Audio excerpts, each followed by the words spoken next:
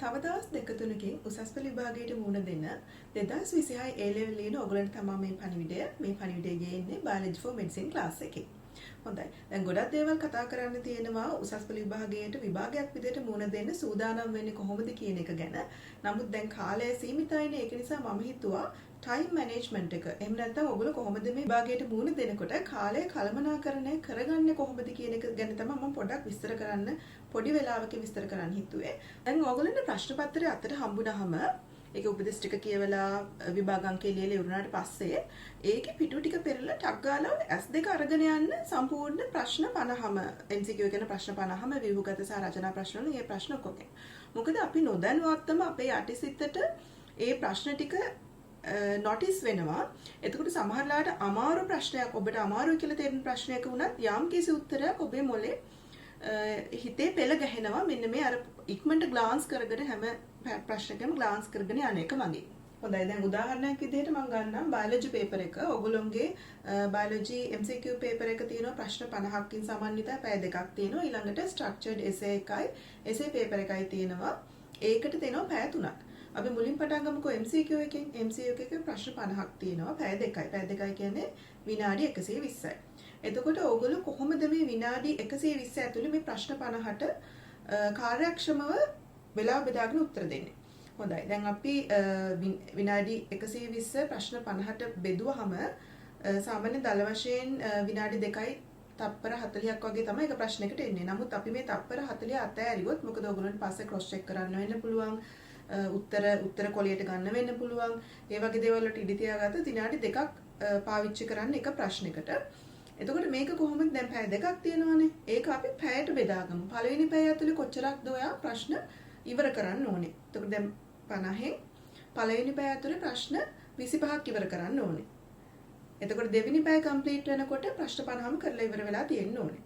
එතකොට පළවෙනි පැය භාගය ඇතුලේ ඔයා බලන්න ප්‍රශ්න 12ක් හරි 13ක් හරි කරලාද කියලා. එතකොට ඊළඟට ඒක පැයකට කම්ප්ලීට් වෙනකොට ප්‍රශ්න 25ක් කරලා තියෙන්න ඕනේ.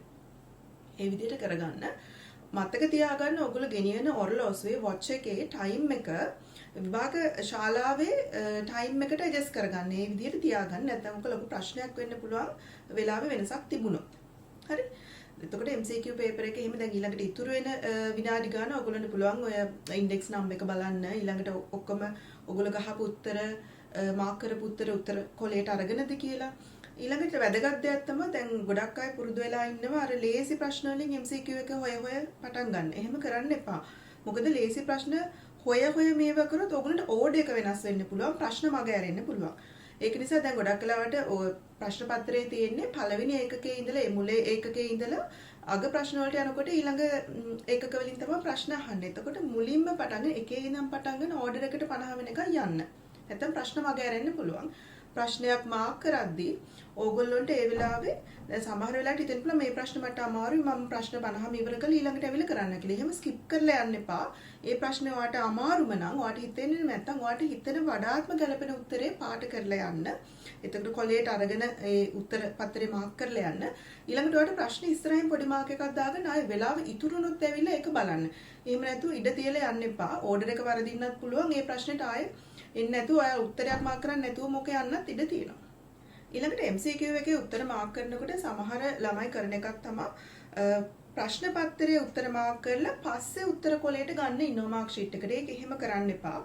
පළවෙනි ප්‍රශ්නේ අරගෙන ඒක උත්තරේ ඔයා මාක් කරලා ප්‍රශ්න පත්‍රයේ ඒක ඒ වෙලේම උත්තර කොලේ මාක් කරන්න කතරේ ගහන්න. නැත්නම් ඕකත් පස්සේ අමතක වෙනකොට ඕඩර් එක වෙනස් වෙන්න පුළුවන්. ඔයාට අමතක වෙන්න පුළුවන්. අන්තිමේදී හිටියොත් සමහරවිට පැය දෙකම ගිහිල්ලා අර උත්තර පත්‍රයේට මාක් ෂීට් එකට ඕක ගන්න බැරි වෙන වෙලාවල් තියෙනවා. හරි. එතකොට ඒ ඕඩර් එකට කරන්න මාක් කරන්න ඒ මාක් කරපු එක කෙලින්ම උත්තර පත්‍රයට ගන්න. අමාරු නම් ඒ ප්‍රශ්නේ ඒකට ඔයාට සුදුසුයිම කියලා හිතන හොඳම උත්තරේ පත්‍රේ මාක් කරන්න. ඊළඟට අපි බලමු ව්‍යුහගත රචනා සහ රචනා ප්‍රශ්න පත්‍රය කොහොමද ලියන්නේ කියලා. මේකට පැය 3ක් දෙනවා. එතකොට ඔයාලට මේක බෙදා ගන්න පුළුවන් ව්‍යුහගත රචනාවලට පැයක් සහ රචනා පේපර් එකට පැය දෙකක් විදියට. දැන් මේ පැය 3ට අමතරව විනාඩි 10කුත් දෙනවනේ. ඔය විනාඩි 10 පාවිච්චි කරන්න හොඳට ප්‍රශ්න පත්‍රයේ ප්‍රශ්න කියවන්න සහ ප්‍රශ්න 4ක් තෝරගන්න. මොකද 6ක් දෙනවා 4යින් තෝරගන්න ඕනේ. හරි. structured question paper එක. එහෙම නැත්නම් ව්‍යුහගත ප්‍රශ්නයේ පැයක් තියෙනවනේ ඔය පැයෙන් දැන් ඒක නා ස්කිප් කරන්න බෑ ඔයගොල්ලන්ට හතරම කරන්න වෙනවා ඕඩර් එකට ඒකත් කරන්න ඒකේ එක ප්‍රශ්නයකට විනාඩි 15ක් අරගෙන ඒක කම්ප්ලීට් කරලා දාන්න. කොයිම වෙලාවකවත් ඊළඟට ඕගොල්ලෝ ඉතුරු කරගන්න රචනා ප්‍රශ්න අතරේට තියෙන පැය දෙකෙන් නම් ටයිම් එක ඇදලා ගන්න එපා. මොකද එතකොට ගොඩාක් අර රචනා ප්‍රශ්න වලට තියෙන ටයිම් එක මදි වෙනවා.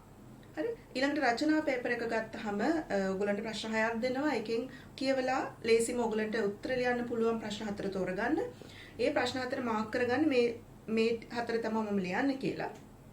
ඊළඟට ඒකේ ටයිම් එක බෙදා ගන්න එක ප්‍රශ්නයකට පැය භාගයක් විදිහට. එතකොට හරියටම පැය දෙකකින් ඔයගොල්ලන්ට ඉවර කරන්න පුළුවන්.